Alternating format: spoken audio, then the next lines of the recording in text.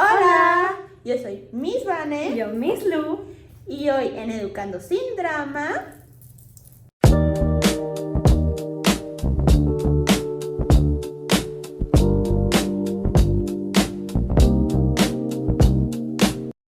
presentamos antecedentes De la inclusión educativa y educación especial. Vamos a tener puntos de la antigüedad clásica, Edad Media, Renacimiento, siglo XIX, siglo XX y siglo XXI actualmente. Exacto. Primero se hablará de la antigüedad clásica. Sí, ok, vamos a ir empezando con la antigüedad clásica, ¿no? Estamos hablando de antecedentes, necesitamos saber historia, necesitamos irnos un poquito más aquí en el backstory, ¿no? La antigüedad clásica, aquí básicamente es cuando trataban a las personas con necesidades especiales o discapacidades como basura, los trataban horrible.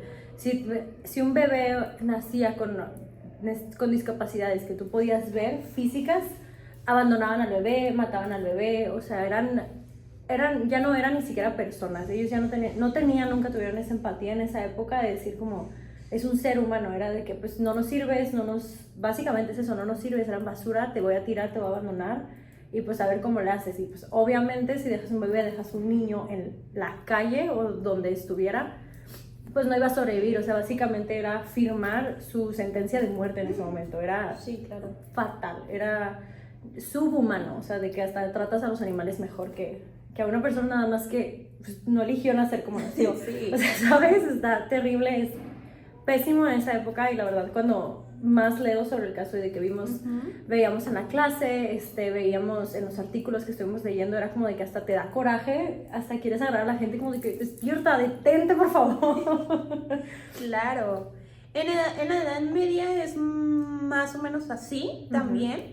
Por ejemplo, en la Edad Media hubo este momento en donde había mucho vagabundo, mucho niño tirado, mucho desperdicio. Entonces empezaron a decir los jueces y los de la iglesia como de que, oye, esto está mal. Sí, abrieron los ojos. Está mal, pero no desde la empatía, sino desde necesito ser caridad, necesito ser bueno contigo para poder ir al cielo. Ajá, te estás ganando el cielo con... Sí, vi un artículo hace poquito, bueno, de lo que estábamos viendo en clase con nuestra maestra, porque somos estudiosas. Obvio, futuras maestras. Sí, ahorita somos licenciadas, sí, pero... educadoras.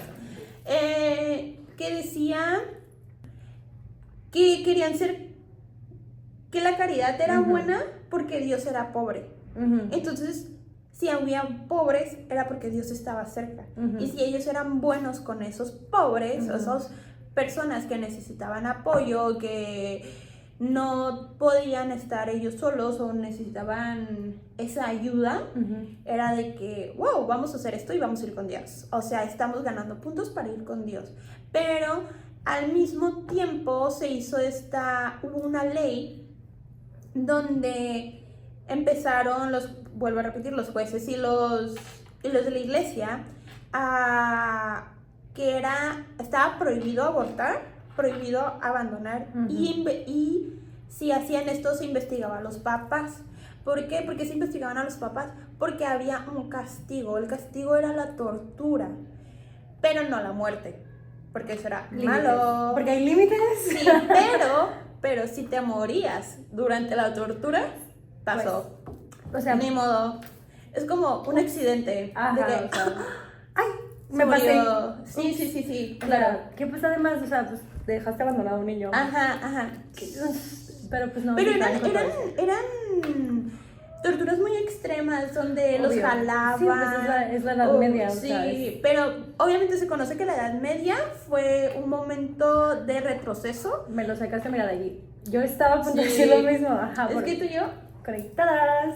No, sí, pero es una edad de retroceso donde no había argumentos científicos, sino los argumentos eran de que, esta persona tiene esta discapacidad o es así. ¿Por qué? Por el simple hecho de que fue mala persona, que sus papás algo hicieron, que estuvo es un castigo. embrujados, o sea, Y ahí también salió el está mal, obviamente, moralmente está mal, que está mal el momento de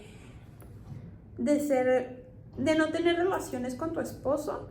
Y si salía tu hijo con discapacidad, era porque tú fuiste una mala persona y no podías estar con otra que no fuera tu esposo. Entonces... Sí, o sea, es a lo que decías, que, o sea, ya no mataban o ya no hacían esta cosa terrible que hacían en la antigüedad clásica de abandonar y matar y todo eso, pero no lo hacían por empatía, como de que es un ser humano, es porque a mí me conviene tratarte bien, era por conveniencia, era por, porque te sentía lástima, que me estabas mencionando hace rato antes de grabar, que era de que por lástima de, o sea, pues me siento mal por ti, pues te voy a ayudar, o sea, que en realidad todos sabemos ahora, espero, que... Pues que no. Pues, que esa no es la motivación de hacer las cosas. Vaya, exacto, de que no te vas a ir al cielo nomás porque eres buena onda. Exacto, o sea, sobre todo en la Edad Media, que pues momento oscuro de la historia en la que la ciencia no... Y te quedas pensando como, ¿cómo?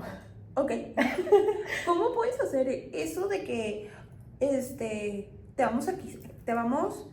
lo que estás haciendo, o sea, estás juzgando a la otra persona de lo que está haciendo, está bien, ley, o sea, sí está mal, pero a la vez, de que el mejor castigo es torturarte, el mejor castigo es jalarte y que te arrepientas, o sea... Y pues si te mueres, te mueres. Exacto. O sea... Eso está fuerte, está potente. De pensar. Está de pensar. Se lo dejamos de tarea para que recapaciten. Entonces, de la Edad Media, como mencionamos, ya empieza a surgir, no había este énfasis en la ciencia, se fue, ocultando esta parte de la de nuestra sociedad, ¿no? Lo que nos lleva a el Renacimiento, empieza a renacer todo esto de la ciencia y empiezan a pensar críticamente las personas otra vez. Sí, claro. Entonces aquí es donde empieza a cambiar esta actitud hacia las personas con discapacidad. Ya no es, me siento mal por ti, te tengo lástima, quiero entender qué está sucediendo. Y como está renaciendo la ciencia, están renaciendo estas, digamos, justificaciones médicas que hay sobre las discapacidades. ¿Por qué naciste sin un brazo? ¿Por qué naciste sordo? Cuestionándose, ¿no? Exacto. Cuestionándose Exacto. Entonces, como está renaciendo la ciencia, está renaciendo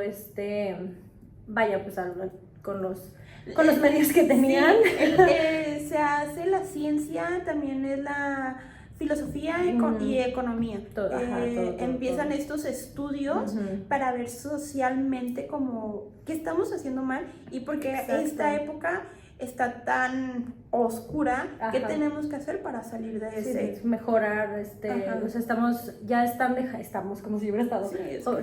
Todos superamos esa época. Hardcore. No, pero estaban superando estas causas sobrenaturales, o digamos sobrenaturales, porque pues, quieras o no, la religión es ciencia, ¿sabes? O sea, el que te digan de que tu hijo nació así por un castigo de Dios, claro que no, o sea, es algo biológico, ya lo sabemos todos, y es normal, es natural que pues a veces la genética pues sale como sale, ¿sabes? O sea, y no es nada malo.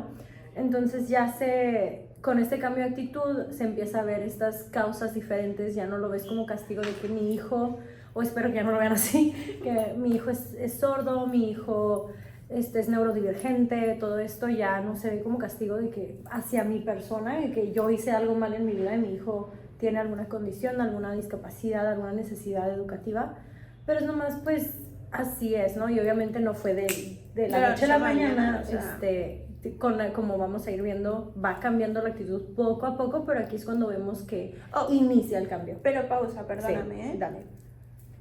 Aunque haya existido la ciencia, la filosofía y que se esté creando, todavía hay ese prejuicio, ¿no? De que, ¿qué está pasando? ¿Qué te pasa a ti? ¿Por qué eres así? Exacto. ¿Por qué no eres normal? Porque también en el Renacimiento, volvemos a repetir, empieza esto de la ciencia y los doctores empiezan a tener este momento en donde dice, ok, tú, persona, eres normal por tal característica y eres bueno para para trabajar. Ujú. ¿Por qué? Porque creo que también en el Renacimiento es la revolución industrial.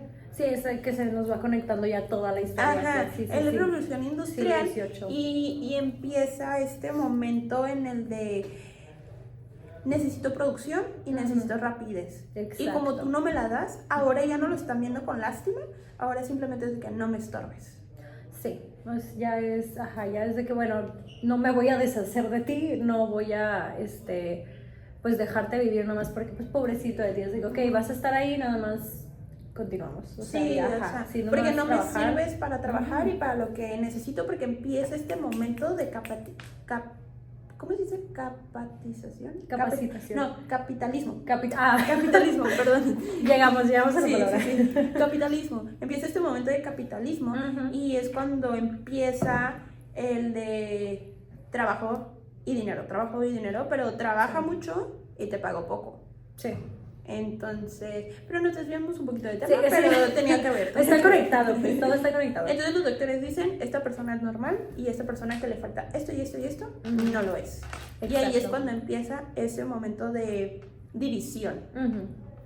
Sí, también en esta época, en el Renacimiento, yéndonos ya también para el siglo XVIII, tenemos a dos personas que han aportado mucho a la educación especial, sobre todo con el área de los sordos. Tenemos en España, tenemos a Ponce de León, que fue alguien que apoyó mucho en cuanto a la educación especial a los sordos. Y en Francia al mismo tiempo tenemos lo tengo que leer porque es francés, es Charles Michel de Lépée. No sé cómo se pronuncia en francés, pero él fue considerado en Francia el padre de los sordos, porque él también apoyó mucho y él se enfocó mucho en la educación especial para poder, ahora lo vamos pues, incluir, poder ser más inclusivos con los sordos, pero en ese entonces ellos ya para que tuvieran su escuela y pudieran, pues continuar una vida normal que se merecen, como es la educación. Claro. Oye, y tengo un fun fact. Amo. Fun fact. Hablando de los sordos, de la escuela de sordos, hablando de la escuela de sordos, en Francia hay un filósofo, educador, médico que se llama, Jean-Marc Gaspard Itard. Él empezó, lo crearon como comerciante, pero cuando llegó la guerra, entró a ser militar con los médicos. No sé si sabes que cuando hay guerra, hay médicos de guerra y médicos así. Entonces, sí, para sus diferentes áreas, sus diferentes cosas. Entonces entró de médico de guerra, ¿no? Y ahí como que le gustó mucho y se especializó y sí. Llega un caso súper padre. O sea, no súper padre, pero interesante. Ahora, vaya. De un niño que le pusieron el niño salvaje. Lo vi en redes sociales, la verdad, pero ya me puse a investigar porque necesitamos tener información confiable vaya, de verdad. No les vamos a mentir, no les vamos a dar información falsa. Claro que no. Y dice que en enero de 1800 llega este niño de la nada con rasguños en la cara, con rasguños en las manos, sucio, desnudo, a las afueras del sur de Francia. Entonces todos están como muy impactados porque no hablan, no sabe convivir, prácticamente lo mencionan como un animal. Entonces lo mandan a esta escuela porque pues no habla, entonces muchos pensaron que era sordo, pero no, simplemente no entendía, no tenía las herramientas para entender o tener esa capacidad de entendimiento. Exacto, ¿no? Pues si nunca has hablado ningún idioma, te empiezo a hablar yo en mi idioma, pues vas a decir, esta es loca que me está hablando. Entonces el caso es de que uno de los filósofos o de educadores que había ahí, médicos, dijo como de que, ay no, es mucho trabajo, no lo quiero, pero Jean dijo de que, ¿sabes qué? Yo quiero poner, yo lo quiero, yo no lo quiero ver de qué es capaz, qué habilidades le podemos dar y qué herramientas. Yo me encargo. Y entonces se puso objetivos, se los voy a leer porque son varios objetivos. Y los objetivos de su plan de trabajo eran vincularlo a la vida social, haciéndosela más dulce, despertar la sensibilidad de sus sentidos, ampliar su mundo dándole nuevas necesidades y relaciones, provocar el uso de la palabra mediante la necesidad, ejercitar las operaciones más simples del espíritu sobre los objetos. Y creo que en este momento le está dando como lo necesario para la vida, ¿no? Sí, justo ahí decía todo de que es por necesidad, o sea, va a hablar por necesidad, él necesita comunicarse, vaya, o sea. Y lo está haciendo para que entre a la sociedad, se vincule con la sociedad. Sí. Entonces también dice, su tratamiento se fundamentó en 3 apartados, que son las funciones sensoriales, pues de tocar y sentir, ver, oír, sí, todo, claro. todo. Después funciones intelectuales, puede ser la memoria, agrupación, estímulos y también funciones afectivas. Él le dio una mamá, le propuso a Madame Guérin encargarse de la tutela del niño, pero no de una manera de que, ay no, qué asco, whatever, sino una manera te apapacho, te quiero, te doy amor. Sí, maternal, pues que no lo tuvo en la selva. Ajá, sino para darle ese amor y esa seguridad que se necesitaba. Y el proyecto, este proyecto duró 5 años, pero al final nomás vieron que hablaba poco, que no se comunicaba bien con las personas. Intelectualmente creo que nomás se sabía como las letras, perdón. O sea, sí mejoró de lo como estaba. Llegar a nada para que puedas decir unas palabras o identifiques que es una letra. Sí, claro. Es un mundo. Ajá, sí mejoró, pero no a como él tenía previsto. Sí. Los objetivos no se cumplieron, vaya, de cierta manera. Pero después, al final de la lectura, empiezan a decir que tienen la teoría de que tenía autismo. Entonces ahí puedes ver como de que, pues puede ser, o sea. Sí, o sea, me imagino ya viendo las conductas y viendo que lo afectivo tampoco conectaba de cierta manera como neurotípico.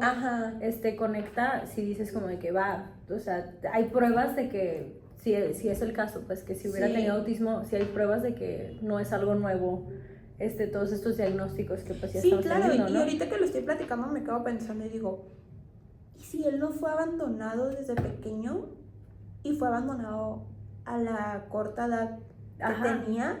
O sea, no a los 12, sino un poco más pequeño, porque no cumplía estos estándares normales de la época y fue uno de los niños abandonados que estuvimos hablando. Sí, o sea, de que no dudo que aunque se haya dejado esa costumbre de abandonar niños, no falta la persona, la persona que lo hace, que se le chispotea y está demente. Y entonces dije, wow, o sea... Sí, o sea, por algo ya terminó en la selva. Y otra cosa, esta historia, esta anécdota antecedente fue inspirada para la creación de Mowgli, el libro de la selva, y Tarzán. Sí, fue la inspiración para el libro de la selva. Sí, digo, ay, qué interesante, o sea, el caso está un poco turbio, como la manera que experimentan con el ser humano. Sí, obviamente no eran proyectos o cosas así como muy humanistas. Que te dijera, obviamente, considerando la época, estoy segura que la educación, o si él no tenía, no llegaba al objetivo, no lograba este aprendizaje que ellos querían, obviamente tuvo que haber algún castigo de alguna manera, porque pues... Sí, claro. Sí, o sea... No, te digo, todavía estamos practicando no. No, de hecho sí, creo que sí le tenían castigos, Sí le tenían castigos de que... Sí, le tenían castigos para ver la justicia. Entonces, si él hacía algo bueno, lo castigaban para ver si él entendía que era la justicia o no. Sí, entonces, o sea, confundes al pobre niño. Su cerebro, imagínate tantos traumas, que tú no sabes lo que vivió antes. Obviamente. Sí, o sea, pues no había este movimiento humanista todavía. Pero, pues esta persona, el filósofo Jean, fue uno de los creadores o fundamentos específicos para la educación especial. Sí, o sea, aunque no estemos de acuerdo con sus métodos, sí, pero él fue uno de los empujó de los pioneros. Pioneros, ahí perdón. Está. Sí, ya de ahí, pues eso fue el siglo XIX. Ya empezamos más cerca, más para acá, el siglo XX. Y del siglo XX lo que más importa retomar o más queremos retomar es que en los 60, 70 es cuando ya empieza esta actitud, otra actitud nueva. Sí. Aquí siempre cambia de actitud. Ellos, la unidad renovándose siempre. Sí. No nos podemos quedar quietos. Exacto. Ya se empieza a pensar en nuestro ambiente educativo, ya de una manera, todavía no inclusiva, pero es integradora. Ya estamos integrando a las personas, no solo en la educación, pero también en el ámbito laboral. Ya es, como tú mencionas, o sea, antes era, pues no me vas a servir para trabajar, no vas a estar para allá, ¿no? Sí, no me das producto, no me das rapidez. Y aquí es de que, ok, necesitamos más cosas, pues ya, bueno, te voy a integrar, vas a hacer algo separado acá, vas a hacer algo acá, pero vas a estar trabajando. Es cuando empieza la segregación, ¿no? Exacto. De que, ok, estás aquí, pero de tu ladito. Ajá. Estás, pero no me vas. Exacto. Me vas a apoyar, pero de cierta manera tampoco me estás estorbando. Okay. Entonces, esos 60, 70, obviamente, pues sabemos que hay países que en esta época la segregación era de diferentes maneras, no solo eran personas de discapacidad, personas como en Estados Unidos, personas afroamericanas, que ellos también fueron segregados. Entonces era como el trend del momento. De que hay segregados por acá. Ay, no nos cancelen. Pero ya en los 70 empieza a haber más movimientos para las personas con discapacidad. Ya es un movimiento social, ya es gente, obviamente no solo las personas con discapacidad, pero personas que apoyan el movimiento, que tienen esta empatía, este sentido humano de no estamos tratándolos bien, vamos a incluirlos. Ahora sí, obviamente faltan muchos más años y todavía en la actualidad nos faltan muchos cosas. Educadores y mucha vocación, pero es algo bueno, digo, lo quiero ver el lado positivo de que hay movimientos, hay pasos que se están tomando, tal vez no tan rápidos como quisiéramos, sí, claro. Pero aquí ya en los 70s empiezan a haber ya modelos sociales también, ya hay con estos movimientos ya se va actualizando, porque a mí algo que me gusta mucho pensar, y lo aprendimos en la licenciatura, estudiamos lo mismo, es que la educación al final de cuentas es reflejo de la sociedad. O sea, mientras más exige la sociedad de que queremos incluir a las personas, queremos incluir tanto sea si es necesidades educativas, si es a las personas de orientaciones sexuales diferentes, de identificación de género diferentes, de razas diferentes, que ¿a dónde es lo que lo exigen primero? A la educación, porque al final de cuentas tú estás educando desde los niños hasta adolescentes. Sí, claro, ¿no? Donde empieza la exigencia es con la educación, y aquí podemos ver esta exigencia en los 60s, los 70s, cuando era más, pues la época de los hippies, más movimientos sociales. Claro. Entonces aquí es donde ya podemos pasar con estos movimientos al siglo XXI, que es lo que nos mencionas. En el siglo XXI está la etapa de la inclusión. Ya no es una etapa como de segregación, de estás ahí y sí, te ponemos algo y ya. En los 90s empieza a haber USAID, ICA aquí en México. En Estados Unidos tienen salones especiales para los niños con discapacidad, con sus maestras de educación, específicamente para ellos y sus ayudantes. Pero también en este momento, obviamente desde el 93 hasta ahorita, que es 2025, se ha visto muchos cambios, muchas mejoras, a las que queremos decir que son mejoras. Sí, obviamente. Ajá, no queremos decir como de que, ay, estamos igual que antes. No. Pero, pues, podríamos estar mejor. Podemos estar mejor. Pero como dice mi compañera, la educación, la escuela, es un reflejo de nuestra sociedad. Entonces, si en nuestra propia sociedad son apartados, obviamente en la escuela van a ser apartados. Exacto. Entonces, se sigue luchando para esa inclusión, se sigue capacitando para esa inclusión, porque hay muchos modelos, sí, y los hemos visto en nuestra clase, pero a cada presidente cambia sus modelos, entonces es difícil tener una...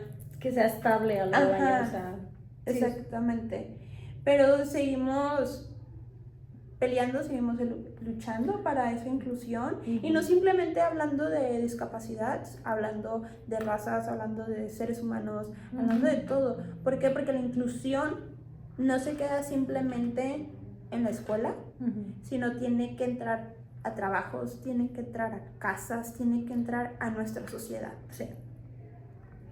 ¿Tú tienes algo que comentar? Sé que es del siglo XXI, perdóname. Sí, perdóname. Sé que es del siglo XXI, pero pues en el siglo XXI pues seguimos dándole la batalla.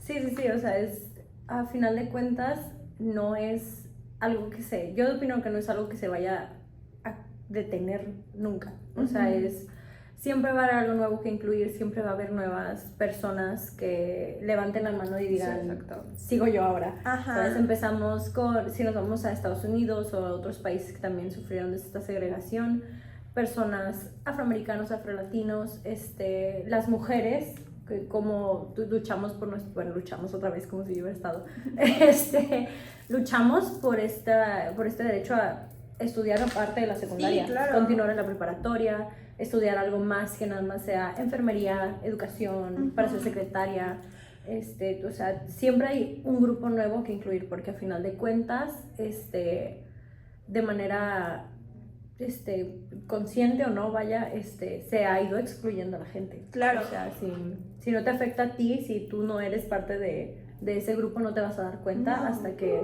mínimo la educación, hasta que estás dentro del aula, dices, o sea, espérame, ya tengo niños que se ven todos iguales, o tengo niños que todos actúan iguales, de que eso está raro, porque a final de cuentas esto se refleja en la sociedad.